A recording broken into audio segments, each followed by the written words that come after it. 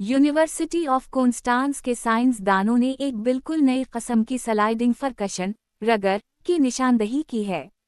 इस मामले में हरकत में मुज़ाहमत दो अशिया के तबई रातिबे के बगैर पैदा होती है और मकनातीसी अनासिर के मजमूई रवैये के सबब सामने आती है।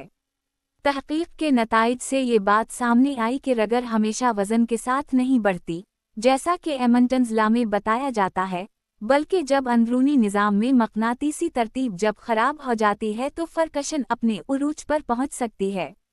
300 बरस से एमंटन्स लॉ के तहत ये समझा जाता रहा है कि रगर का बराह रास्त ताल्लुक़ इस बात से है कि दो सतहों को कितनी ताकत से दबाया जा रहा है, और इसकी मिसाल आम जिंदगी में बकसरत मिलती है, जैसे कि भारी अशिया का हलाया जाना मुश्किल जबकि कम वज़न अशिया को बआसानी हलाया जा सकता है, जिसकी वजाहत आम तौर पर यूं दी जाती है कि प्रेशर पड़ने पर सतहों की शक्ल बिगड़ जाती है, जिसके बाद सतह के खर्दबीनी कॉन्टैक्ट पॉइंट्स बढ़ जाते हैं और मुज़ाहमत में इजाफा हो जाता है।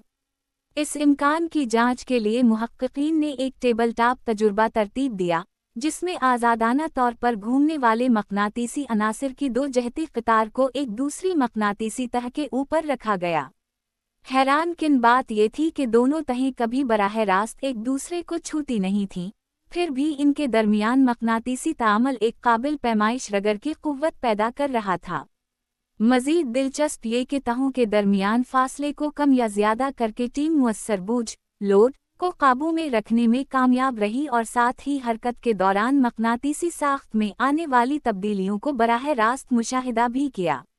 इंटरनेट इंफ्रास्ट्रक्चर कंपनी क्लाउडफ्लेयर के सरबराह के मुताबिक इंटरनेट पर मसनूई ज़हानत के बॉट्स की तेज़ी से बढ़ती तादाद 2027 तक ऑनलाइन इंसानों से तजावुज़ कर जाएगी।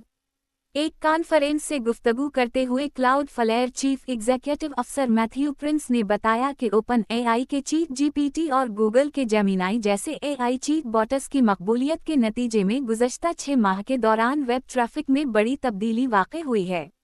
मैथ्यू प्रिंस का कहना था कि इंटरनेट पर कौन ब्राउज़ कर रहा है या क्या कर रहा है उसमें इंतहाई तेज़ी से तब्दीली आ रही है। एक तवील अरसे से इंटरनेट पर तकरीबन 20% तक बोट ट्रैफिक था। गूगल सबसे बड़ा था, लेकिन इसके अलावा हैकर्स, स्पैमर्स और दीगर मुजरिमान समेत ऑनलाइन बहुत सी चीज़ें मौजूद थीं। जनरेटिव एआई के उरूज के साथ डेटा की तलब इंतहाई बढ़ गई है।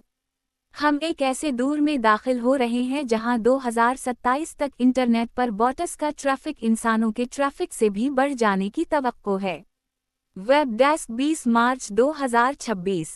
Facebook, Twitter, WhatsApp, mail.